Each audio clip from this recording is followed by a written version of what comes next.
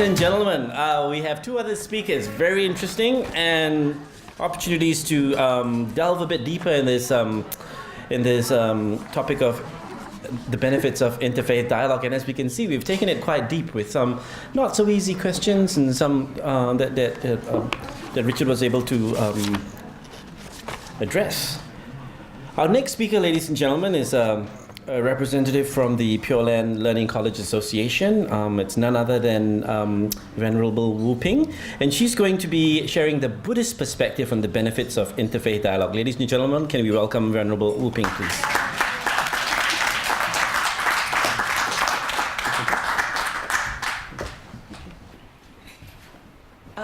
Good morning, ladies and gentlemen. We'll talk about the dialogue. I think everyone has this. A smile is the beginning of peace. A smile also the beginning of the dialogue. So I hope to see everybody's a happy, smiling face. First, I would like to thank you for the Toowoomba Church to provide us such a wonderful place for this forum. And thank you for the distinguished guests, ladies and gentlemen, who can be here with us. And also, I would like to thank you all our members of Pure Land Learning College Association. For all we work together, so we make this forum become possible. Thank you. And on the dialogue, in the Buddhist perspective, our teacher, Venerable Master Chin Kong, teach us the essence of all religion in the world is compassion and loving kindness. Their goal is to help all beings alleviate suffering and obtain happiness. From this perspective, all religion can cooperate with one another in unity. So we see the different religions hand in hand. So that means religion can work together with this belief, and to achieve this, we need dialogue. And this can happen through dialogue. And also we need a positive dialogue. And this forum in the St. Patrick Cathedral Center.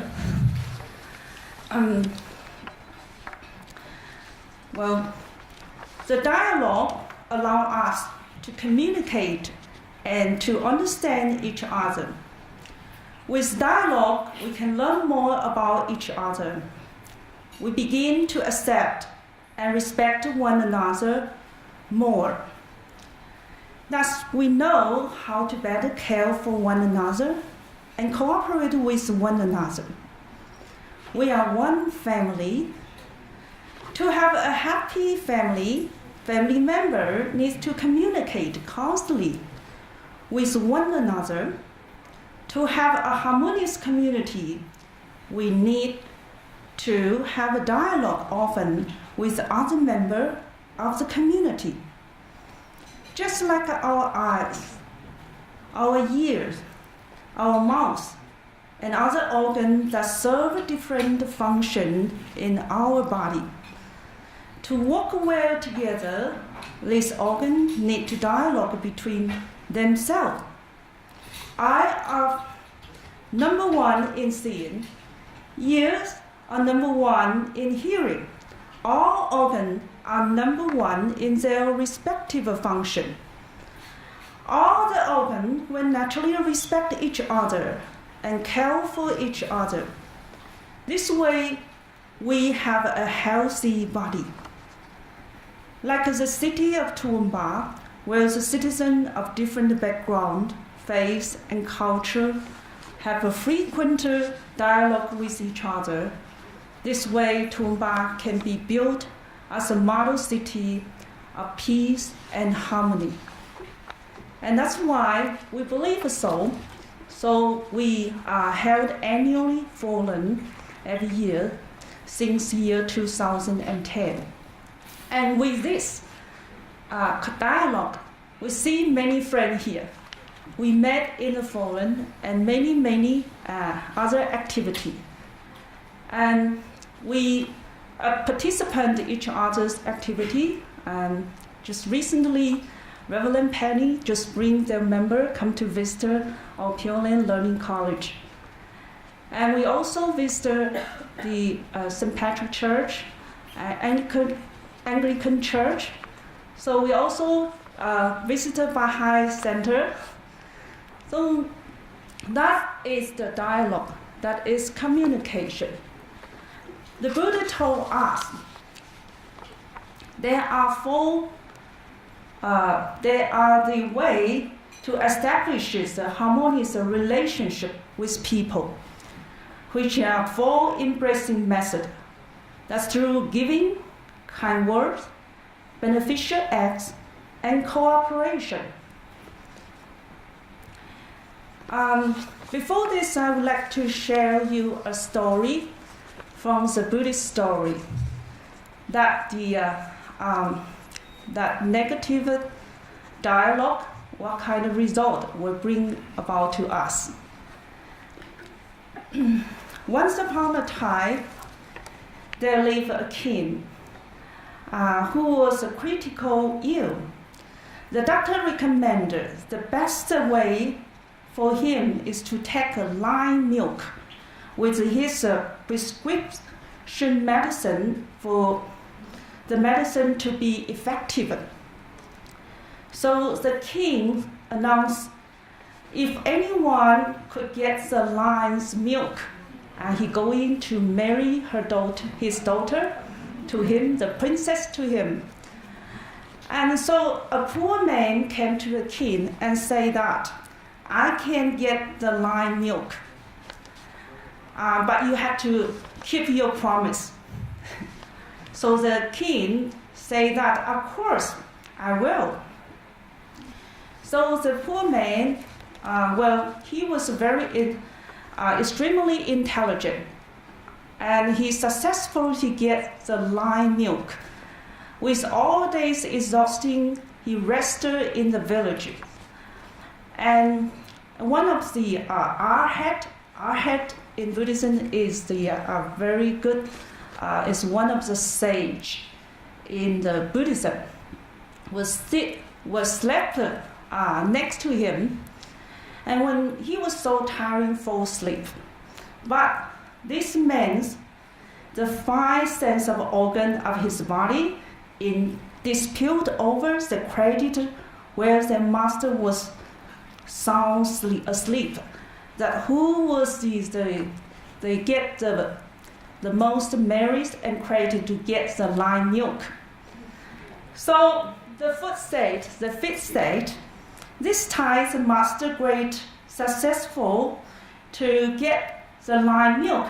It's all because my constant diligence and running about. And the hand said, of course not. It is because my two hands expressing out the lime milk. And I say, who say that? It is because my observation of the lime activity. The ear say, stop. Today's achievement is due to my hearing the news of king seeking for lime milk. Okay. Then the tongue say, you need not argue anymore. Whether this matter is actually an achievement is still up to me. So the next day, the poor man promptly took the lime milk to the king. And the king says, okay, present it. Then suddenly, the poor man's tongue suddenly spoke, great king, may I report, this is not lime milk, but the milk of donkey. So on hearing this, the king will burst out in anger. I asked to get the live milk. How can you deceive me with the milk of a donkey? So the king orders the guards, take him out to be killed. And on this critical moment, the arhat will appear in front of the king and say to the king, King, this is a real live milk. And the arhat tells the king about the last night, what he heard about the dispute about this man's 5 sense of organ. So this, of course, this story telling us everyone is important, but everyone was in dispute, disharmony, then will make things worse, on the opposite. So that is a bad dialogue. If everyone think each one think I'm the best, I'm the most important, then will make this dialogue become a failure. So everyone is important. Everyone is important on the dialogue, and to respect each other. So our teacher teach us the dialogue, we need to dialogue, but even deeper dialogue that we need to deepen in our own teaching. To establish the even firmer and more solid harmony, we need a deeper dialogue, one that will bring better understanding of each other's religious teaching. We need to learn about each other's religious teaching. And this continuing and proactive dialogue will effectively strengthen our community. Take the tree as an analogy. If our study in the sacred teaching is superficial, we will see that the leaves of the tree as just different individual leaves.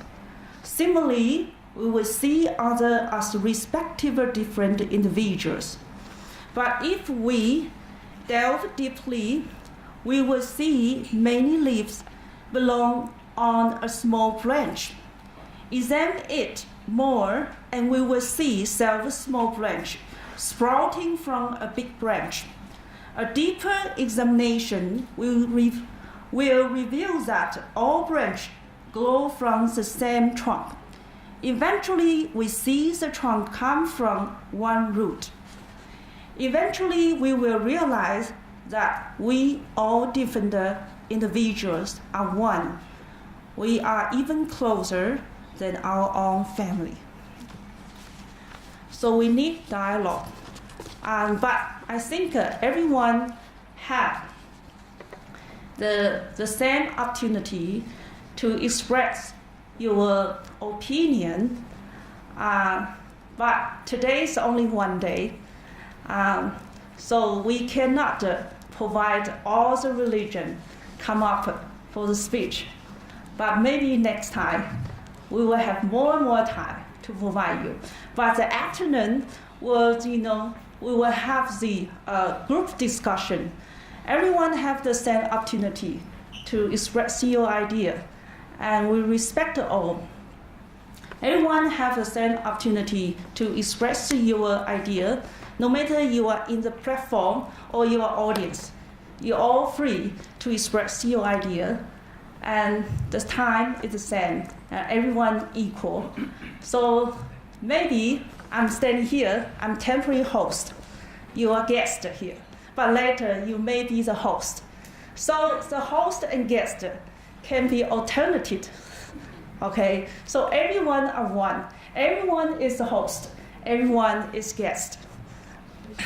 So everyone are equal.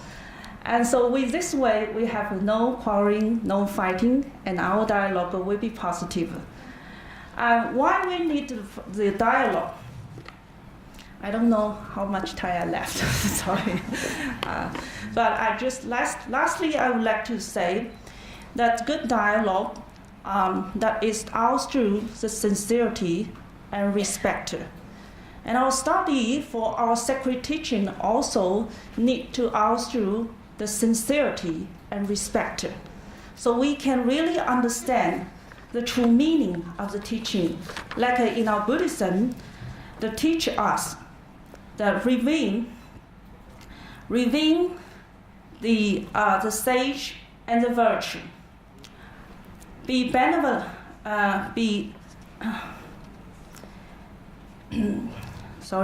respect sage and the virtue. Be kind and compassionate to others. And we should uphold unconditional love and great compassion to all beings, for we understand that we are one. So with that understanding, unconditional love, that means that regardless your background, your culture, your faith, then we should care for and love all beings. I think the dialogue is not when we have a dialogue, communicate with our neighbor.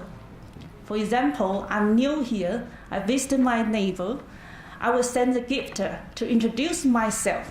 So the dialogue is the opportunity to introduce ourselves to others, to let people understand me.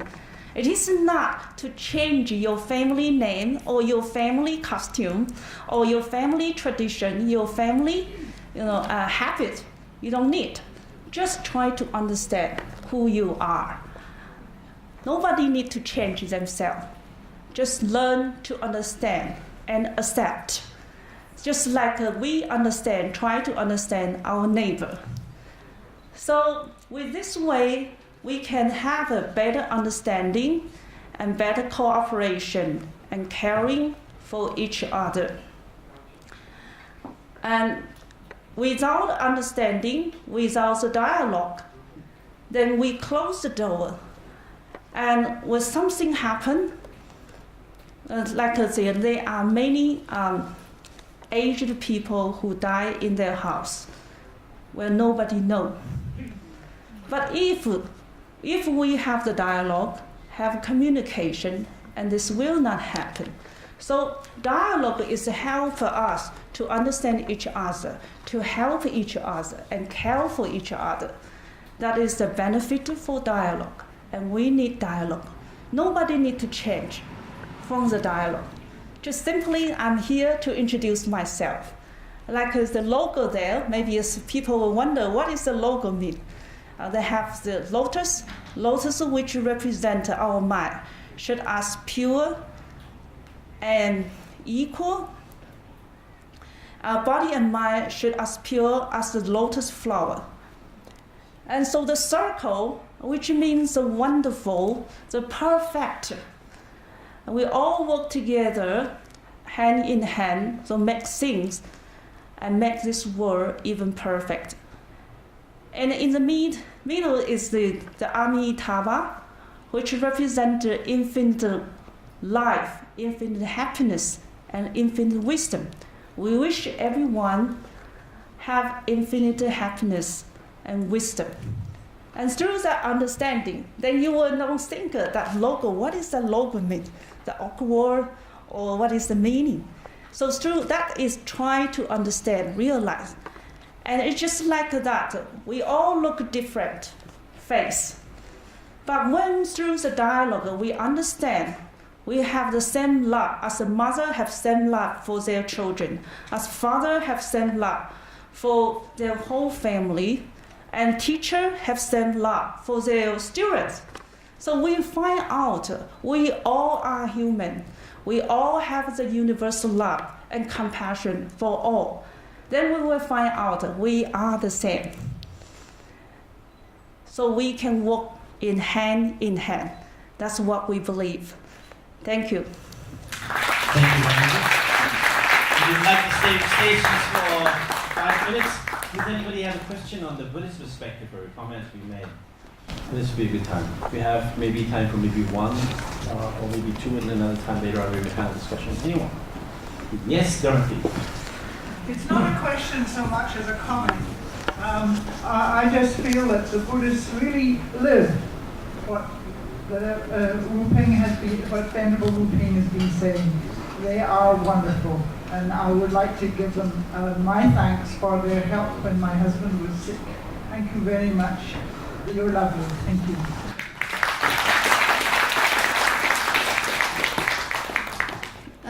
Thank you. No questions? Thank you. That means my English speak quite clear. All of you understand what I'm saying. Thank you.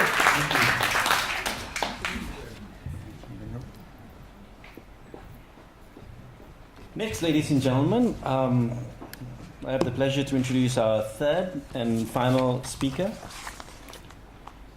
for this segment. And the gentleman has come all the way from Brisbane as well. And he left Brisbane at 5 a.m. to be here by 7. And so he's been here for a while with his family.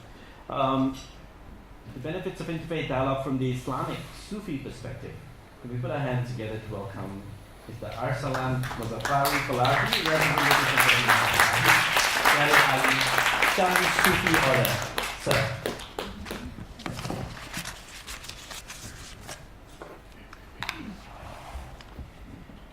Ya Haq. Can you say Ya Haq? Ya Haq, which means all truth or absolute truth. You know that I'm more stupid than being able to read from something or talk about it, so I say whatever I can say. But today I have to. If God wanted us all to be the same, have the same way of thinking, have the same appearance, couldn't he do that? He could. But in Quran, the book of Islam, he says, excuse my bad Arabic, it's worse than my English and it's worse than my Persian. Ya ayyuhan nas, inna khalaqnakum min zakar wa unsa, wa ja'alnakum shu'uban wa qaba'ilan lita'arafu. Inna akramakum indallahi atqakum. Inna Allaha alimun khabir. O mankind, surely we have created you from a male and a female and made you tribals and families that you may know each other. Surely the noblest of you with Allah or God is the most beautiful of you. Surely God is knowing and aware. That gives the answer to that first question. Thank you. He has created us different so that we can come together. The drops of the water of the ocean are in different droppers, different colors, different shape, different sizes. Finally, they come together. This drop and this drop, when you drop them, they make another drop. They don't make two drops. And finally, all the drops become the ocean again. That is the creation of human being. And when we open-mindedly go through the holy books, we will see that the message is the same. They say the creator of the whole world is only one. Everybody is loved by him equally. If you do good, you will have good reward. Then deal with your fellow humans, with the other creatures, with your environment properly and rightly. When we dig the land and take the resources, our grandchildren have to find enough dirt to fill the gap. So we do that, they will be punished for us. Then, where are these differences, these disputes or talks about? That is us, the human beings. You know, we are, God again says, I made the man from dirt or dust in 4 places in Quran. And in the 5th place he says, I made the man from black dust. But the beauty is here. He says, I blow from my soul in him. That is why Jesus Christ in the Lord's prayer says, "O the Father of Jesus Christ." No, he says, "O our Father. O our Father, that art in heaven." And Jesus is the prophet, the messenger of love. God is love. Who can put anything, add anything to that? In order to see what these things are, let us see what the prophets of God say. The poor people, they brought their messages, they gave it to us, and we tortured them. Zarathustra or Zartosht, the first person who claimed that, or said that there is only one God, there is paradise and hell, and there are angels. In English we say paradise, and his word was paradis. So, what does he say? Good thoughts, good words, good deeds. Is that enough? Buddha, a prince that he ended up under a tree. What did he say? Noble 8 paths in Buddhism. Right view or right understanding, right intention or right thought, right speech, right action, right livelihood, right effort, right mindfulness, and right concentration. Can you add anything to that? We will tell Buddha, he will accept it. Then, Moses. Moses was a gorgeous man. He was lovely. He did a lot for humanity. If we look at the Exodus, if we look at the Old Testament here and there, you will see that he was really the person who sacrificed all the glory and good things he had in Egypt for the human beings, for other people. I am your God. You shall not have other gods beside me. You shall not carve idols for yourself. Honor your father and your mother. You know, we father and mothers, when we get old, our children ignore us. Say, oh, he's oldie. And our grandchildren say, that old man, oh, he's old granny. You shall not kill. You shall not commit adultery. You shall not steal. You shall not bear false witness against your neighbor. That gladly we do everything against this. You shall not covet your neighbor's house.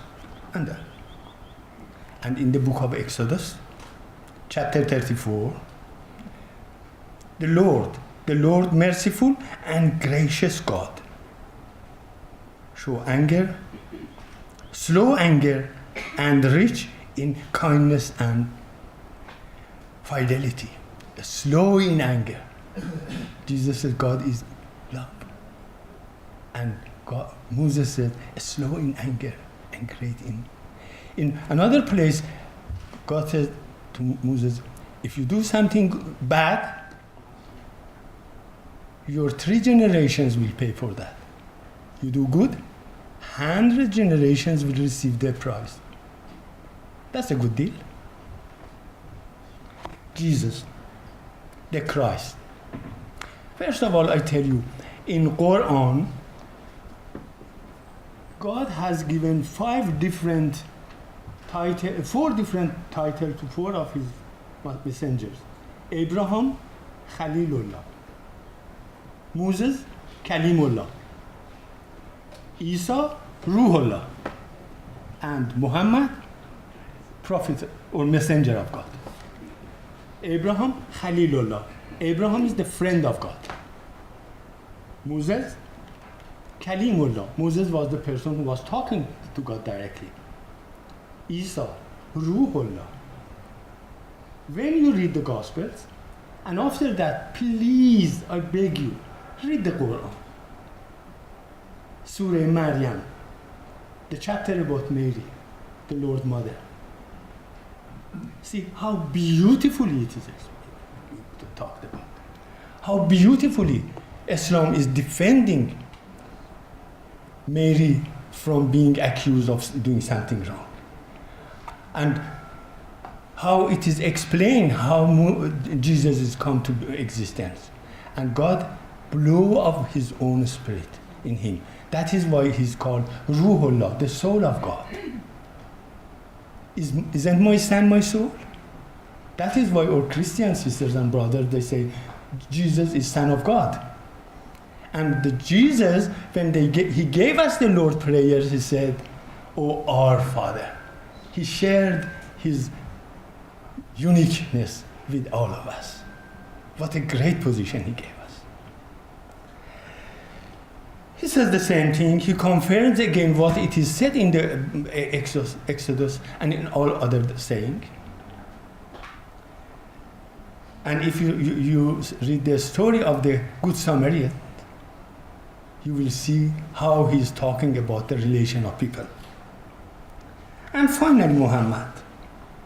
I shorten that part. It says, وَلَا تَقْتُلُوا أَوْلَادَكُمْ. And don't slay your children. وَلَا تَقْتُلُوا أَنفُسَكُمْ. And kill not your people. لَا إِكْرَاهَ فِي الدِّينِ. This is a beautiful thing. There is no compulsion in religion. Then please don't push me to be a Muslim or a Jew or a Christian or a Buddhist or Baha'i or whoever. He says there is no obligation. You can't tell somebody love your partner in this way or that way.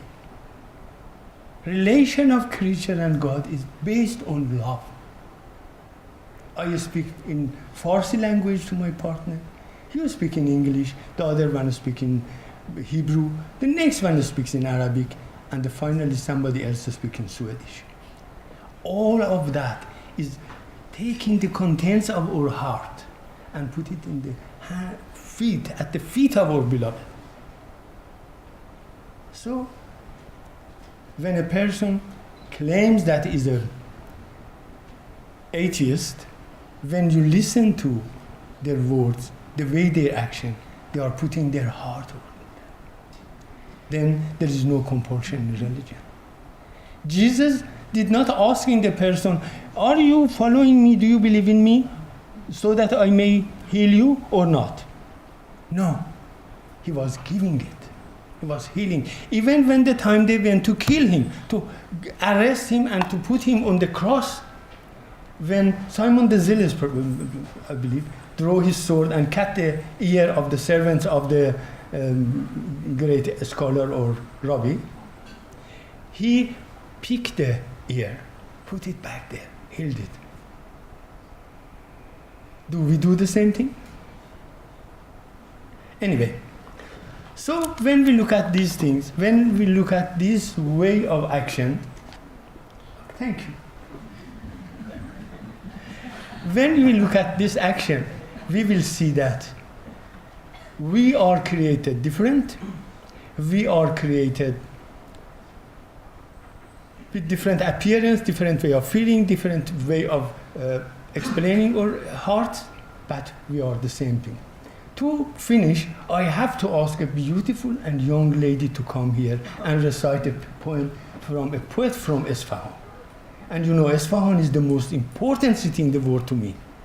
I was born there. I don't know about the young bit, but that was very loving of you. This is a real privilege. O friend, I will not break my ties with thee, even though with a sword they should hew me limb from limb. Truly, 100 lives were cheap on our part to win from thy mouth a sweet half-smile. O Father, counsel me, not against love, for this son will not prove susceptible. People counsel these. O would that they would counsel me concerning thy love. I know the road to the street of safety, but what can I do? For I am fallen into the snare.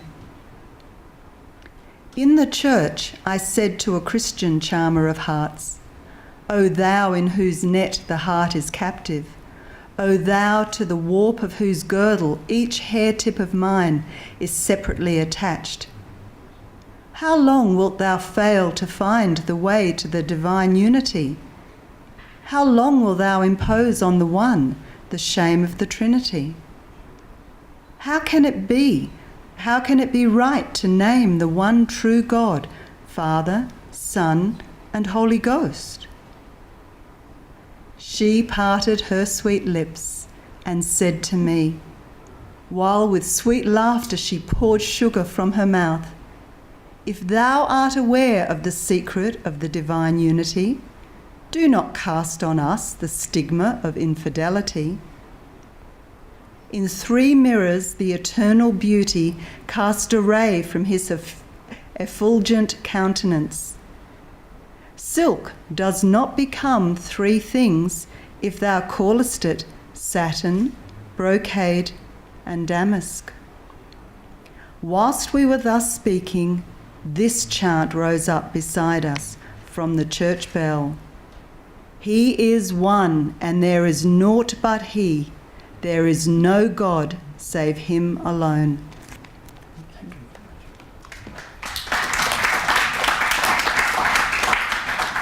Does it mean I have to go, or I can send a few more?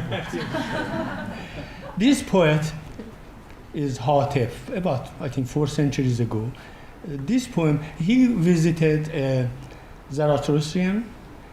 He goes into a tavern, he goes into a mosque, and he goes into a church. It's a beautiful poem. It is the answer to things, and it is really could be the core of this meeting we have here. A few copies of that is there, if you like to read the whole thing. And thank you very much for listening to me. Please love each other. Can you stay on the stage for a while? Because we'll take some questions. Can you stay? Yes, are there any questions or comments for our speaker? Jeff first, and then gentleman over there.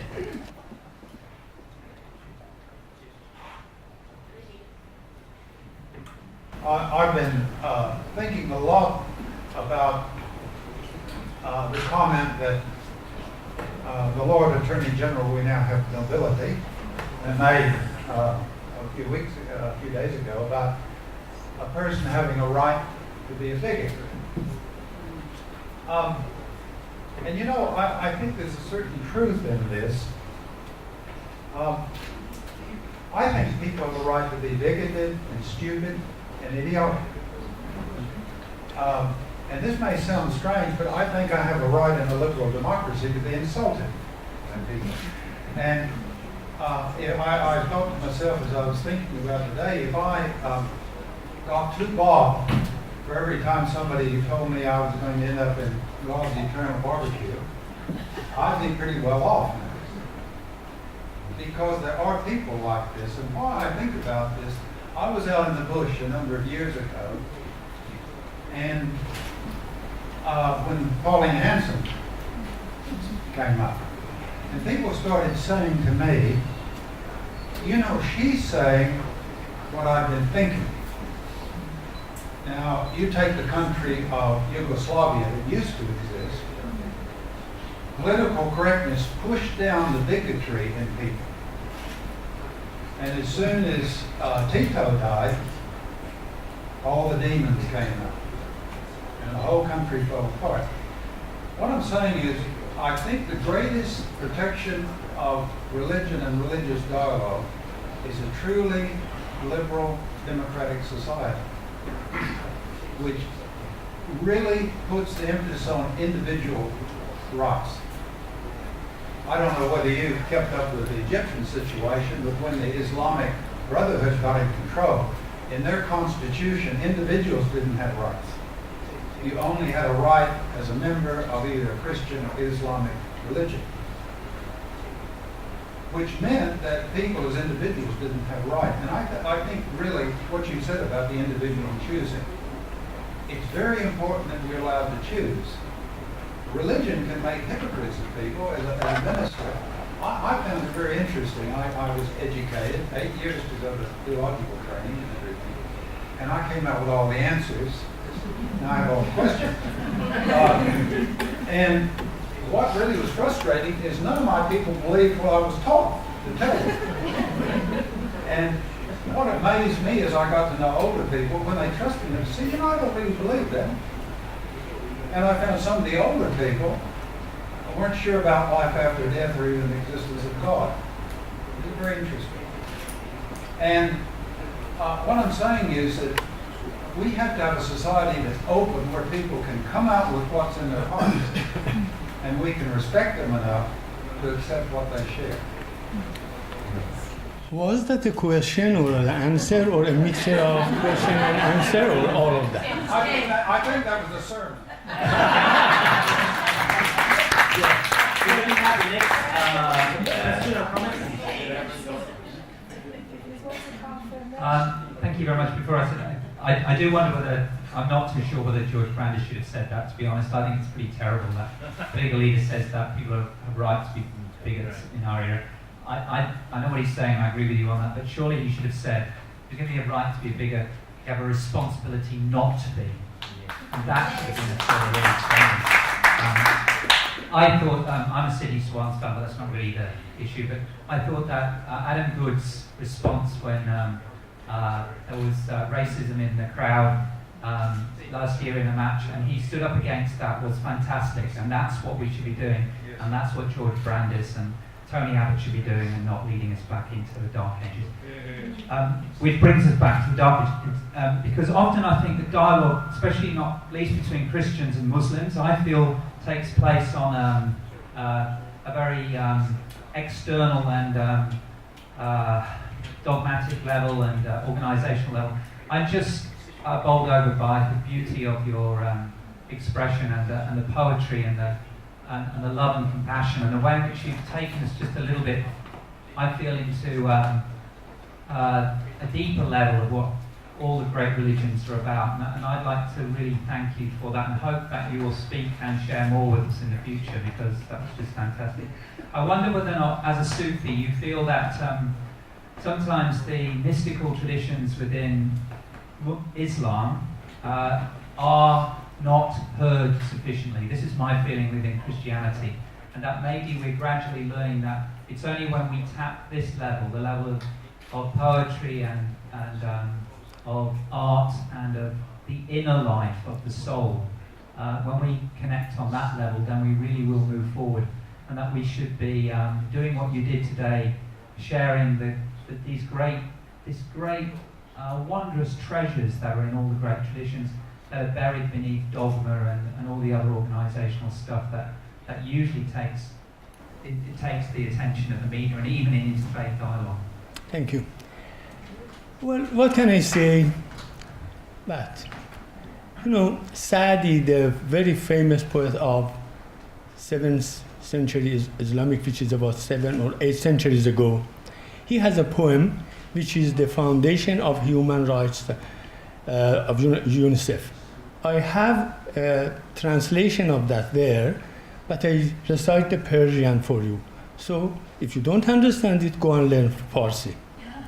He says, بنی آدم اعضای یکدیگرند که در آفرینش ز یک گوهرند چو عضوی به درد آورد روزگار دیگر عضوها را نباشد قرار تو که از مهنت دیگران بیغمی نشاید که نامد نهند آدمی.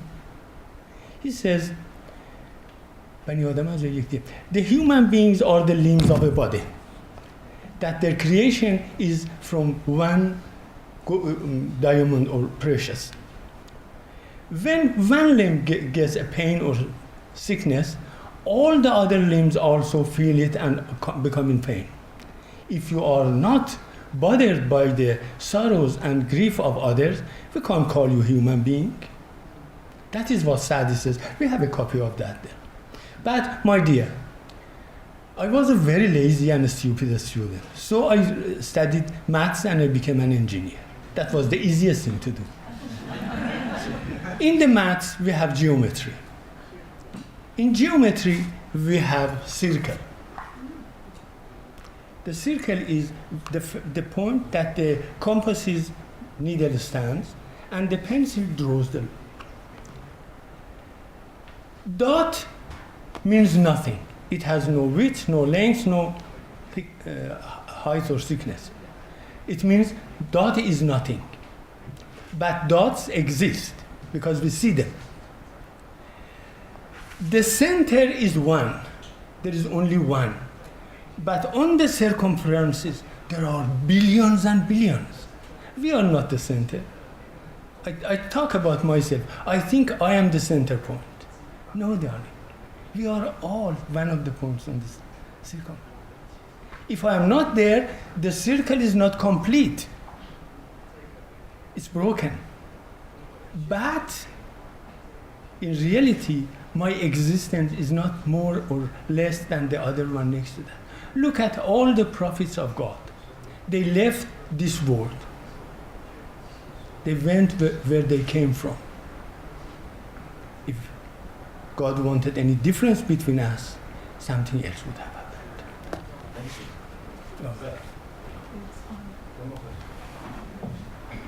Thank you very much, Mr. Falarti. That was a beautiful address, and you touched our hearts. Let me say that when I was young, I visited Isfahan, and also the tomb of Hafez and Sadi in Shiraz. That's a great thing. So I can relate very warmly with your remarks as well as the poem. Did you fall in love there or later on? What's that?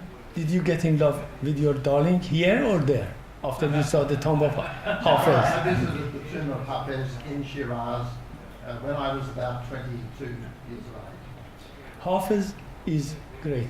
I can't say any, especially these days. Most of the people in Iran, when they become mature, the first thing they learn is the poems of Hafez. And then they recite it to their beloved slowly behind the screens and here and there because they are afraid. He's a beautiful poet. I just wanted to say that I think that it's a wonderful sentiment for us all to think about compassion and love and to practice that. But standing behind that as well is a need for a certain degree of knowledge about other religions. And this knowledge must embrace things like the history of the religion, including the life of the founder of the religion, which is so central to the understanding of the religion itself. For example, if we knew nothing about the life of Zoroaster, I mean, most people in Western society hardly know anything about Zoroaster. It's international, don't worry. That's right. And my wife, for example, is from a Zoroastrian background.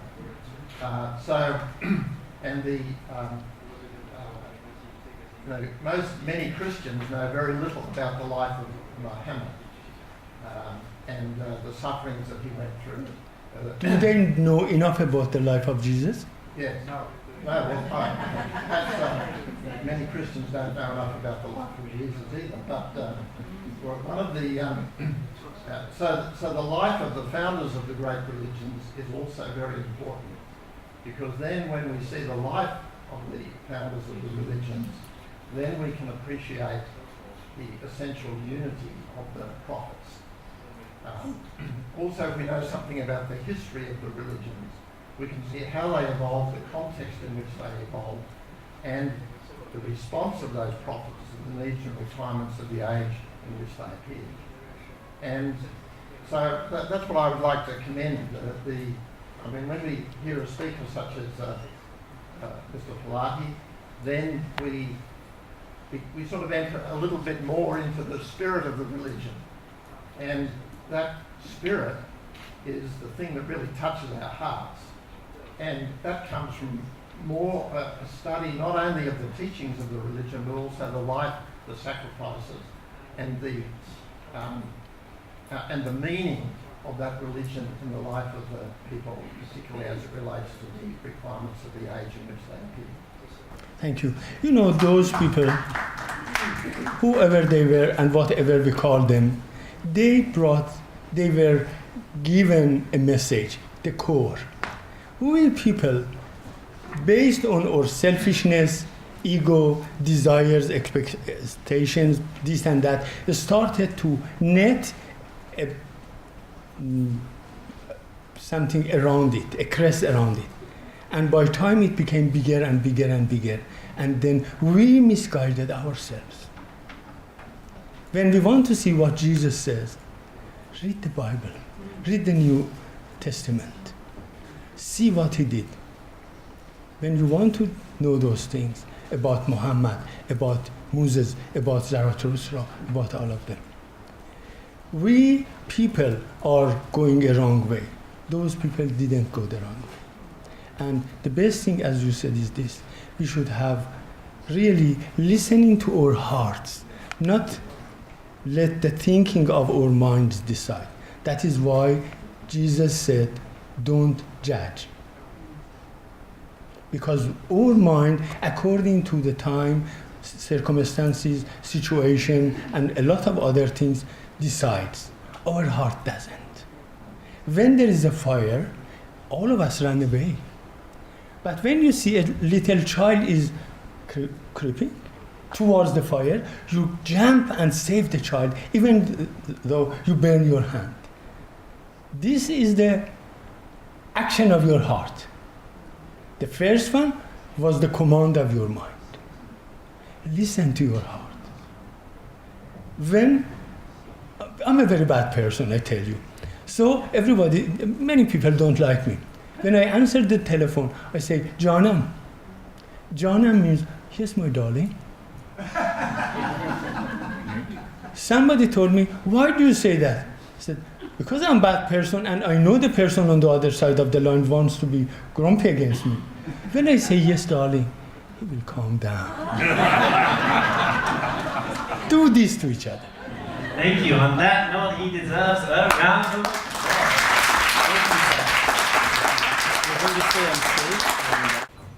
Right, folks, this is the tough one. 30 minutes before lunch, and we're taking a panel discussion, question and answers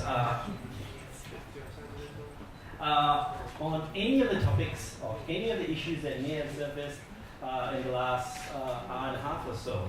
So yes, could we have Dorothy?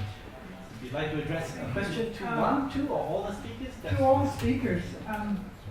It was brought up in the first talk that we had, and it's lovely to see us all getting together and listening to one another from the top down. But how do we get this discussion from the bottom up? How do we get the grassroots people to look at this interfaith stuff? So we're looking at brass tacks here, practicalities. We'll start with Richard. Dorothy, do you regard yourself as grassroots or upper echelon? Pretty much grassroots. Good, you have a job to do starting. And in all seriousness, I mean, it's interesting. One speaker brought up during the last discussion or address something about, getting in touch with the spirituality of Christianity. The only way we can do these sort of things is to get out there and do them. And so, which is why, I was quite clear about the fact that you need to just get out and about. So, this room is a very great source of telling everybody out there what did you do on Saturday the 29th of March. And I hope that can be, something everyone can partake in. It's a case of getting out there and telling people, and being quite deliberate about it as well. Thank you. Who would like to go next? Thank you. So today you see so many cameras here. So all our talk today will all record in the video and will make in the DVD. We'll hand out for everyone, not only everyone here. We'll hand out to the people in our community and people who are interested in this forum and dialogue to make more people, even though they don't have chance to be here, they still have chance to learn the wonderful talk and wisdom from all the wonderful guests and speakers here. And this is what we're doing. But what we learned today, the wisdom, like me, from the other speakers, and also who give their wonderful idea. We also learn from the wisdom to enrich our learning and study in our teaching. And I agree, Mr. Farid, that we should not judge. We are not wise as a Buddha, not wise as Jesus Christ or the Muhammad. So we have no right to judge them or criticize them. So we should respect all the sacred teaching and holy teaching. And we should uphold as we are the student to learn from them. And so with this attitude, then we can learn their wisdom and their true teaching from the sacred teaching, from the God, from the Buddha. Thank you.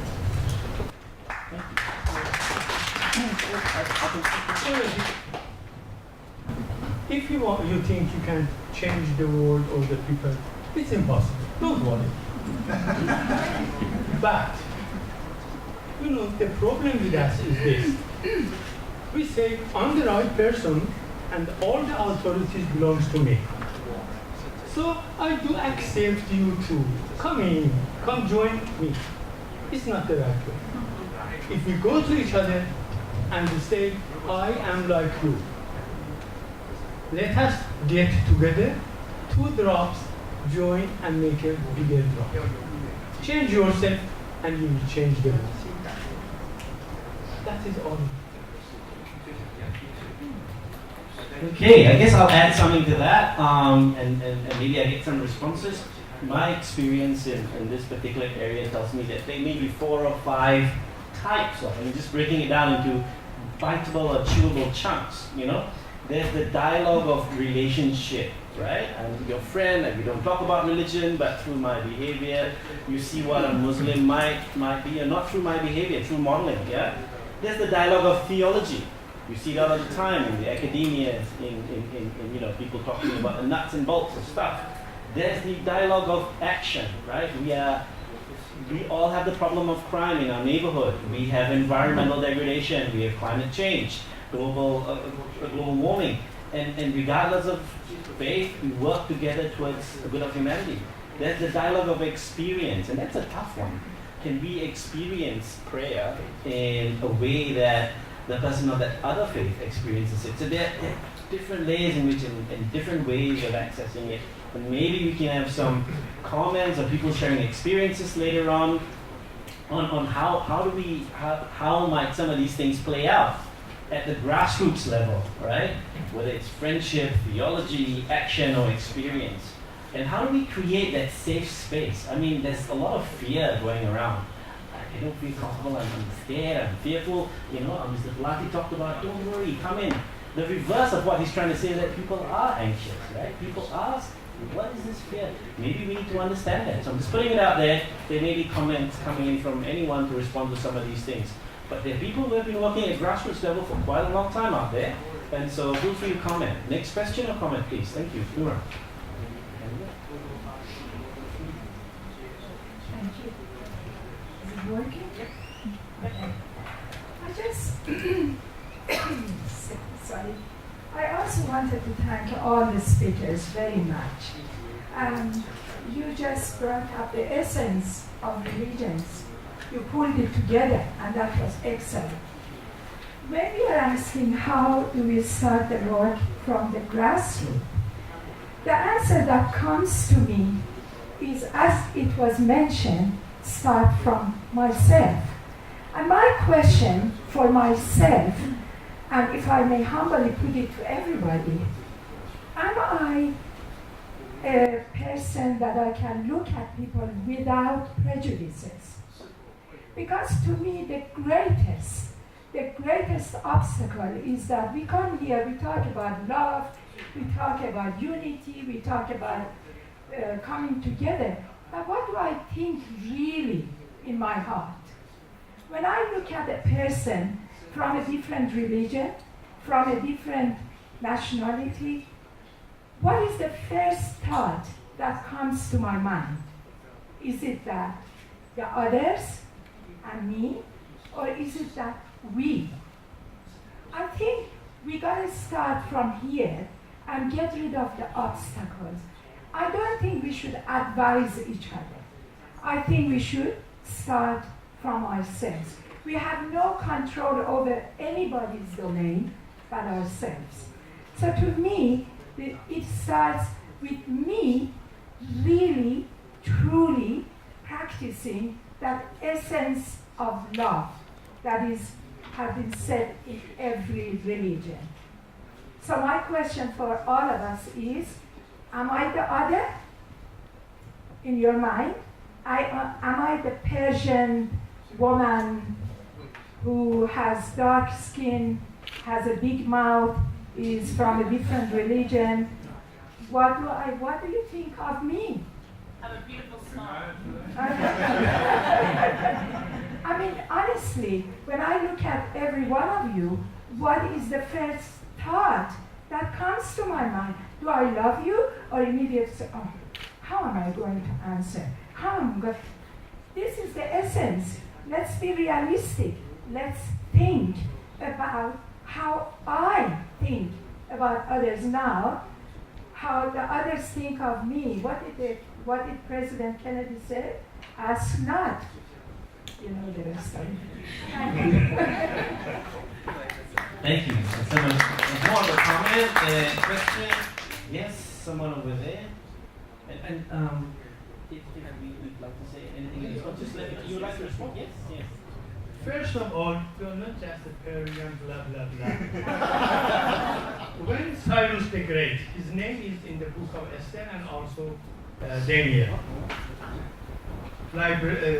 captured Babylon and liberated the Jews from Babel, and sent his engineers and gave money so that they went back to Israel and reconstructed King Solomon Temple. The commander of Cyrus the Great's army went on the top of Babel Tower, that everybody has heard about it. That commander was a woman, 586 years ago. So, you're not just another woman, you're a lady. But, my dears, let us, instead of talking and giving just big words, be from here going out ourselves. Think by our heart, not by our mind. This is devil, this is temple of God. When somebody went to Maulana Rumi and told him, where are you going? He said, I'm going to Mecca for pilgrimage. He said, how much money do you have? He said, 3,000 dinars. He said, give them to me. Gave him to him. He said, go around me 7 times. He went. He said, now you are a Haji, go. Somebody was there and told him, what did you do, Jalaluddin? You said what he has, you took his money, you told him go around and go away, and you told him you're Haji. Who are you? He said, I swear in the same God that everybody believes in. From the time Abraham in Mecca built that cubit, God has never stepped in. But from the time he himself did this, never has been out of it. So think with the temple of God, not the seed of God. Thank you. Thank you very much.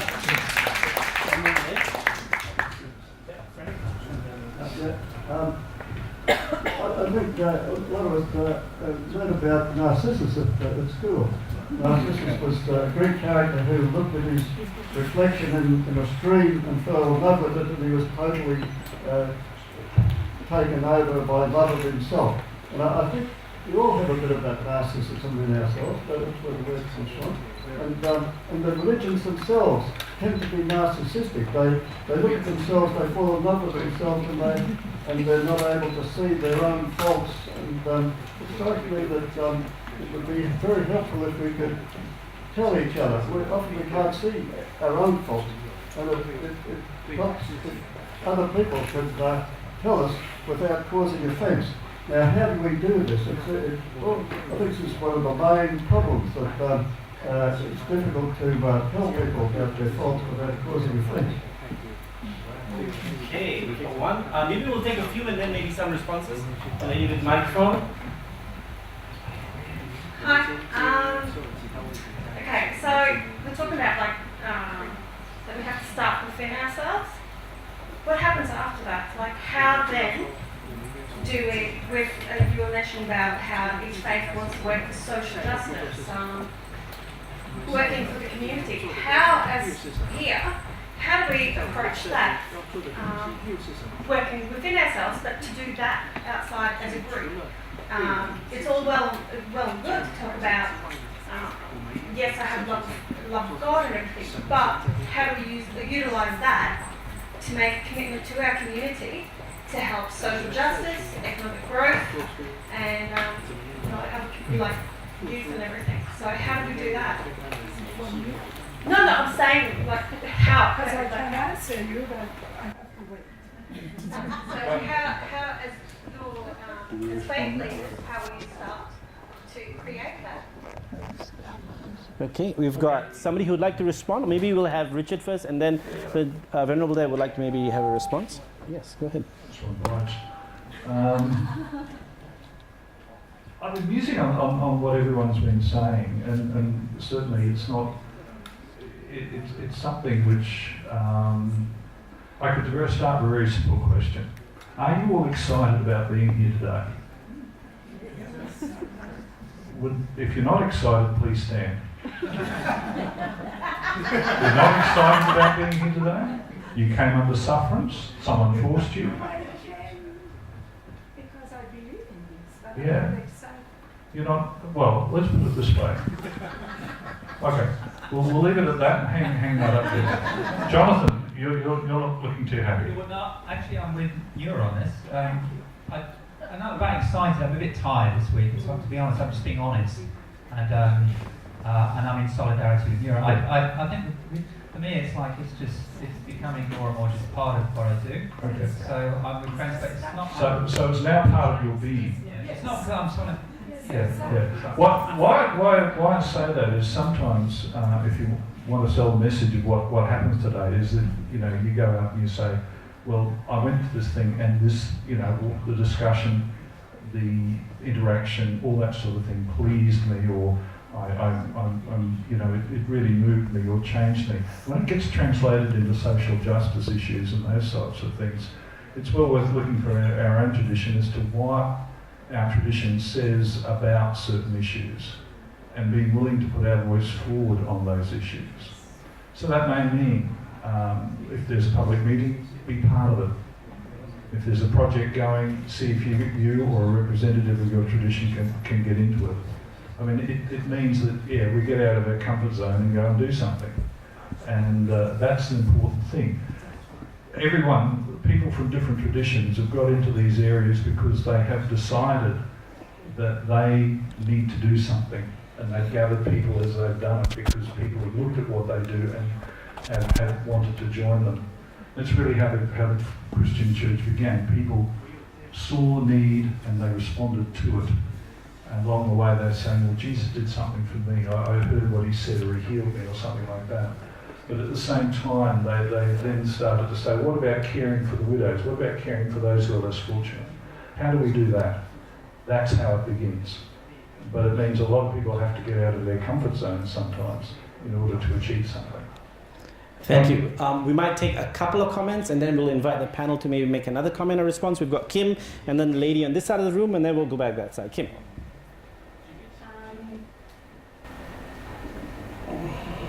I shouldn't say this first because not many people know.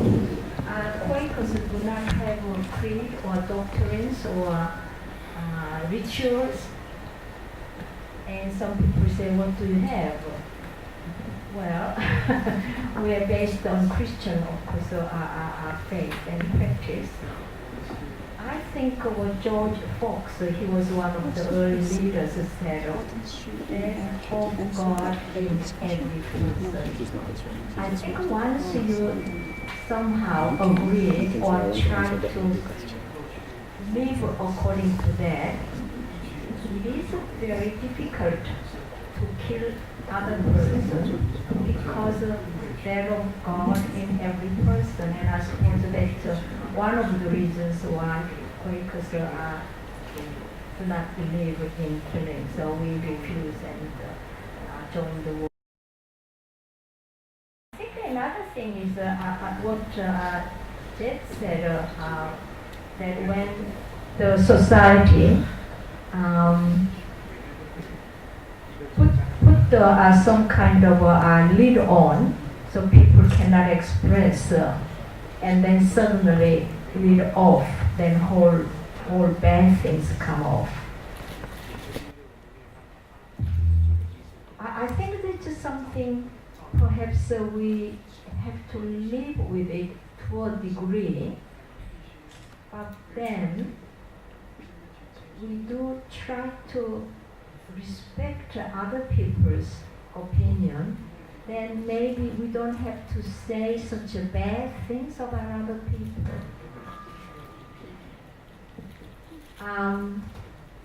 Because if we don't want to be told the bad things about ourselves, then maybe we be more careful. It's a kind of respect, and they try to see that God, that of God in every person. I don't think we have a really practical answer how to work, because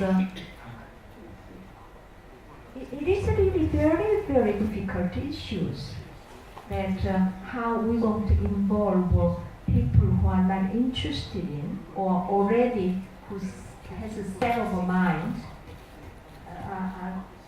about interfaith dialogue. So I suppose we just have to try. We have this small circle, and if we can make a bigger circle, then we have that conversation, dialogue with the people. But I still think that if we try to believe that of God in every person and respect, somehow we might be able to work through. Thank you. Thank you. Dorothy, I believe we're still at your question. People are trying their best to answer that. So thank you very much for that really thought-provoking one. We've got a microphone there. Yes. Okay. What I wanted to say first of all was you were talking about giving feedback. Feedback's become the big buzzword in the education department. Feedback in industry and all sorts of things. And feedback is only positive if it's done with love, and that sounds a bit corny when you're talking about school, but love is, without doubt, the reason that I have continued for nearly 40 years as an educationalist. Love is what helps me in my classroom with Indigenous, Anglo-Saxon, a wealth of students from Africa and Asia, all coming together, one humanity, multi-faiths, multi-ages. Through love, we hopefully can dialogue, accept that I come from an old person's perspective, They come from young people's perspective.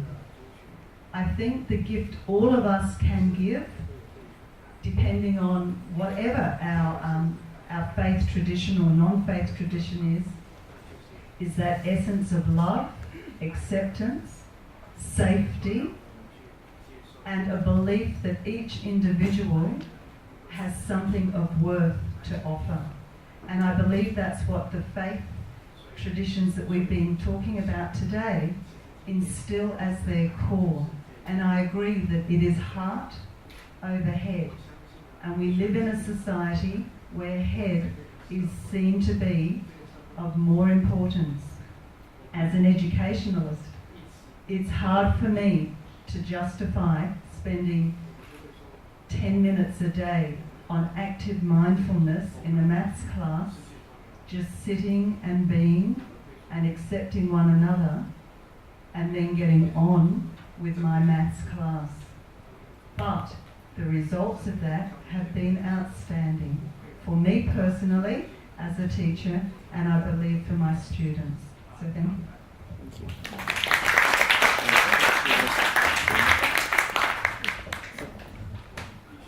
Let us practice something.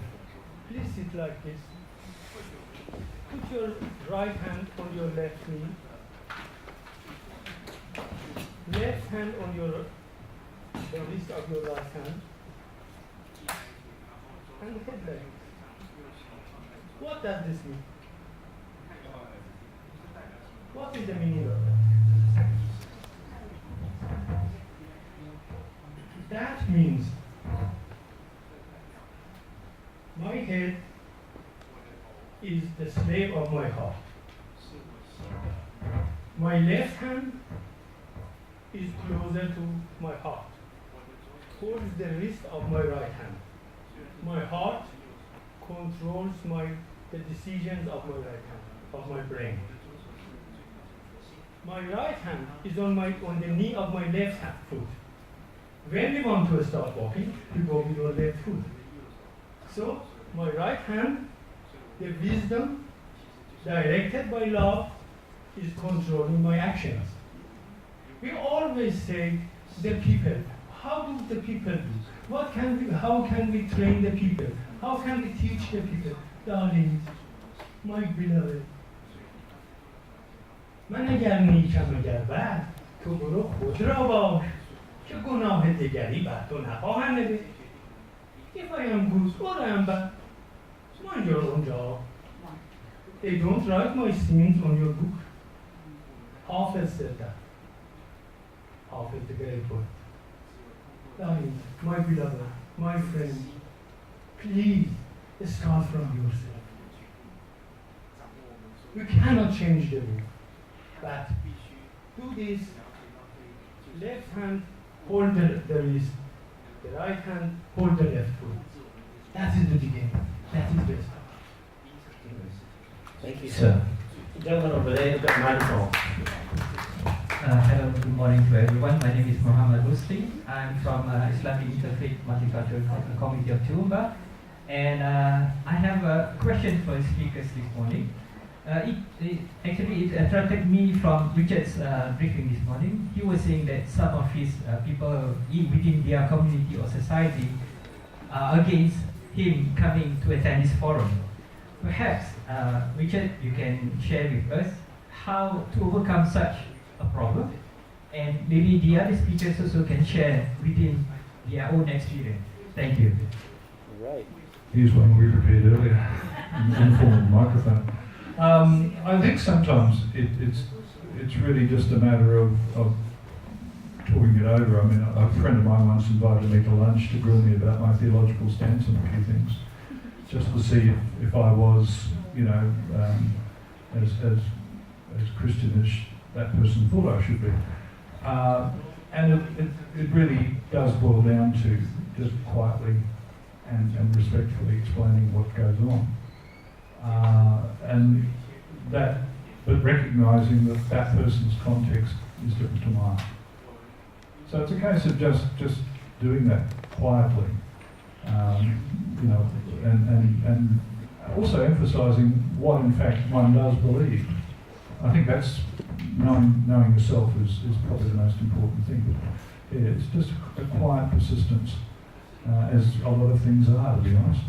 And that quiet persistence sometimes doesn't pay off initially, but after a while it may in fact do so. Right. So, folks, the question was, what kind of resistance or challenges do you encounter from your communities about you attending or participating in dialogue, and how do you overcome it? And so there's persistence and constant engagement. What's been your experience, sir? You are a Muslim. Alhamdulillah. Prophet Muhammad is your prophet, my prophet, and prophet of God. Who am I? Who are you?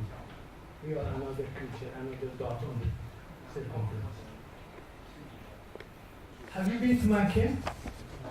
I've been about 21, 22, something like that. And I've been walked on the streets and narrow alleys there. There was the way that Muhammad, the prophet, was going from his house to his home to the house for prayers. Every morning there was a lady that from the top of her house, she was dumping some ashes on his head. You have heard the story. Muhammad did not show any resemblance or anything. A few days, this lady didn't do that. He asked his followers or disciples, said, I had a friend that every morning she was thinking of me. She has not done. Go and search what has happened to her. They went and came to the conclusion that this is sick and she's in bed. He went to visit him. And you know that 5 times he went on the right side of her bed, she turned the face to the other. And he went to the other side and she went this side. And finally she burst into tears and said, you are truly the prophet of God. My dear, if you are following of Muhammad, do that. Don't bother about the people. Tear their face from you, or damn to ashes, even hot like it. When Abu Sa'id Abu Khair was going with his disciple, just came out of Hammam, the public bath. Somebody again, we used to do it in Iran. I think everywhere they do. The people were dumping rubbish outside their house. Dumping again to him. New years and things, just fresh out of him. Actually, you are doing this and said, thanks God, thanks God. Somebody says, why do you say that? I deserve fire. They gave me ashes. Do that. And you will. You know what is the meaning of Islam? It means surrender. That is why Quran, Abraham, Moses, Jesus, Zarathustra, Ishmael was not. Daniel, Yusha, Mordechai, Esther, they are called Muslim. They were surrendered to the God. The meaning of Islam is wrongly used. When you surrender, you don't have anything to say. You just accept what they dictate to you. Be a Muslim. Thank you. Venerable? Some of your experiences about, people commenting on, how are you dialoguing with these people? How do you... Our own experience here, just tell our member, if you cannot understand English, don't come here. Right? Because we don't have enough manpower to translate for each one, and we need so many discussions going on. So that's what we tell our member not to come, because if they cannot understand English or speak English. But we serve for our Venerable, yeah, and so they can to communicate with each other. We welcome everyone to come to join, to learn, because coming this forum is good opportunity to learn from everyone's wisdom and good experience. Thank you. Okay, we're going to take 2 more. There's one there, and sir, over here. Yeah. So, okay. I'd just like to come back to Frank's question regarding feedback without offence. I've personally come to welcome feedback. It allows me to work where I'm on myself, where I'm in disharmony with love. And even if it's a perceived disharmony by the other person, there is something within me that's attracted that comment to me. Whether it's fear, whatever the cause is, it's weakening my heart or my soul that is able to connect with my Creator. And only when I'm connected and in harmony with love and the law can I actually serve truly other people, sincerely other people. So I welcome feedback, and I'd like to reiterate and ask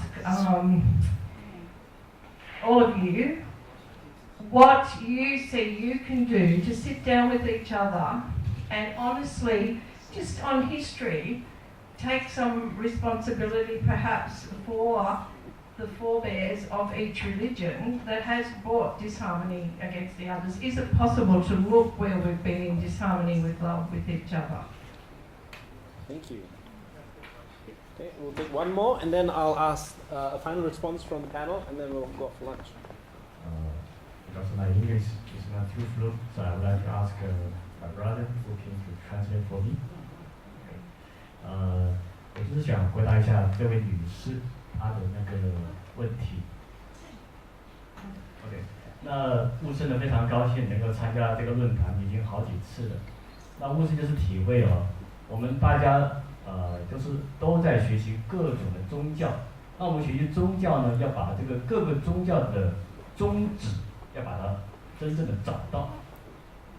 只要我们各自深入自己的宗教的经典，我们就会发现到一个共同点：所有的创始人他们所讲的这个经典，只有一个字，就是一个爱字。那这个爱呢，又有好几个层次。最基本的就是说做父母的他是爱自己的子女。那为什么他爱他的子女呢？无条件的爱呢？因为他认为这个子女是他自己的亲生子女，所以他是无条件的爱他。那第二种爱呢，就是层次就更高了，是爱这个国家，爱这个族群。譬如说，我们现在是在澳洲，我们都是澳洲这个土地上的所有人，不管我们是从哪里来的，还是土生还是海外移民过来的，我们都是澳洲人。所以我们有一个观点，就是说，我们要把这个爱心要爱这2200万所有的居民，这个爱就扩大了。那还有第三种爱，这个爱就更高层了，就是说我们至少要爱这个整个人类，不光是我们这个澳洲2200万，整个人类，不管他在哪个角落，不管他在哪个星球，我们通通的爱，这个爱就更范围就更大。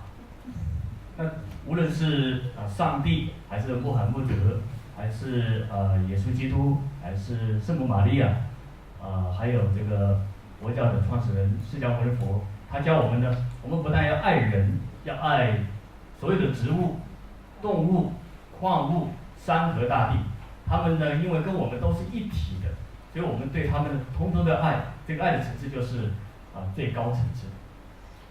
在佛经里面有一部经非常有名的，叫《金刚经》。《金刚经》里面有4个字，叫无住生心。那这个无住生心，它是讲看起来好像是讲2桩事情，实际上呢，它是讲1桩事情。无住就是讲我们自己，生心是指所有在我周边的这些有情无情的众生。所以我们如果把自己的妄想、分别、执着，把这些框框条条都去掉的话，我们就跟这整个宇宙融为一体了。就像我们来到这个教堂一样，我们感觉到这个磁场这么好，为什么呢？我已经把自己的想法放下，我跟这个自然呢就融为一体。当我们跟任何这个环境融为一体的时候，您在任何地方都是一个最快乐的人，是一个最开心的人，最幸福美满的人。当我们把自己内心这个垃圾把它去掉之后，我们跟大家是一体。当我们想到这点时候呢，那种关心别人、照顾别人那个心，不用任何力量来驱使我们，我们就会自动自发的去爱别人。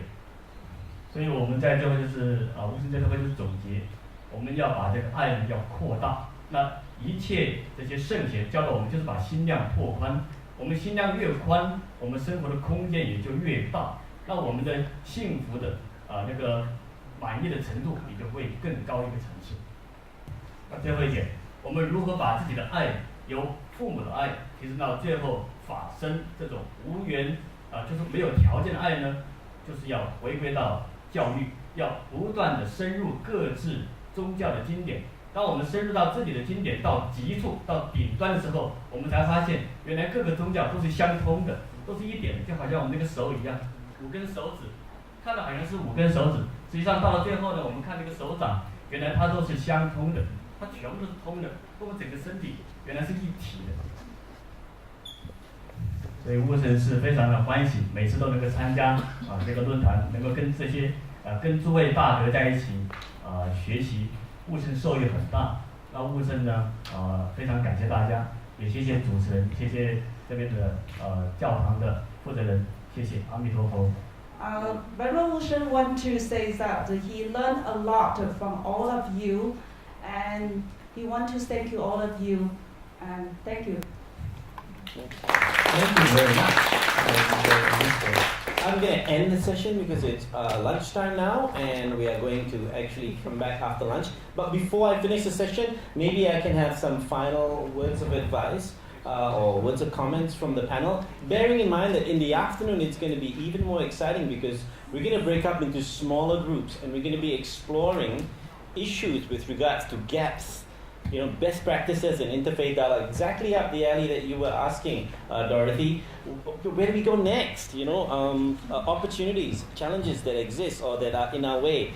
We're going to have different topics and we're going to explore that and we're going to come back and share some of that. And I believe the organizers are going to use that information, the data and the discussion to actually move forward. So it's not just going to be a talk fest kind of thing, but we're actually going to try and explore a bit deeper. So with that, ladies and gentlemen, maybe some final words from the panel, and then I'll give you some instructions for lunch. So, no final instructions? No? Thank you. I just finally want to say that to like the Mozaffari say and Venerable Shen say that to really read from the true mind, we need to deeply delve into our holy teaching. But all the answer, we can find the answer from the holy teaching, from the holy sacred text. So only through that, then we can really to get the firm and eternal everlasting peace and harmony. Thank you. Thank you. Ladies and gentlemen, we'll be adjourning for lunch. Don't go yet because there's a photograph thing. I know I say that and nobody just goes. The dining hall is just over there, okay, and that's where the food's going to be served. And we're going to come back for the briefing for the breakout. So do come back and I'll give you more instructions later on. Before we go out for lunch, lunch is going to be probably in about 12:25, and maybe we'll do it till 1:10. Come back here by about 1:10, 10 minutes past 1, and we'll carry on the afternoon's activity. Can we give a round of applause to our speakers again? And I'd like now to invite everyone on stage for a photo taking session. So that's going to work for lunch. Okay, the photo thing. Okay, so come on stage and we'll do one photo and then it's off for lunch. Thank you.